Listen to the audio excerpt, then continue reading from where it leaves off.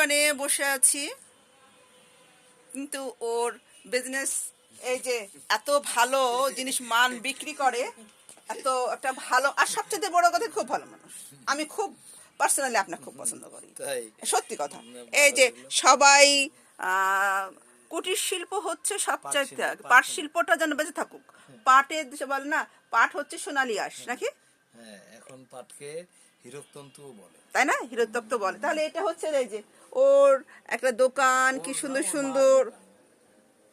আমাদের খালাম্মাও খুব ভালো মানুষ, সে খালাম্মাই শুরু করেছিল বাংলা, রাজশাহীর মধ্যে প্রথম কিন্তু, তাই না মহিলা?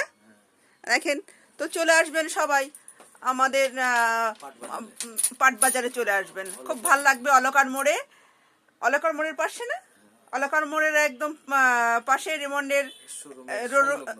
সংলগ্নে চলে আসেন সবাই, ভালো ভালো জিনিস পাওয়া যাবে। আর আমিও কিনেছি, আর আমারও খুব পছন্দ। আসল কথা কি, আমি সবচেয়ে বড় কথা জানেন, আমার না ইয়ে ভাল লাগে না, ওই যে দেশি পণ্য আমার কাছে সবচাইতে আলাদা ভালো। আলাদা হ্যাঁ, রকমের। আলাদা, যে দেশি পণ্য নেব, ভালো থাকবে আমার কিছু মানুষ, কারিগরগুলো বেঁচে থাকবে, তাই না? তাদের ইয়ে হবে। এই যে, তো সবাই চলে আসবেন, কি বলেন?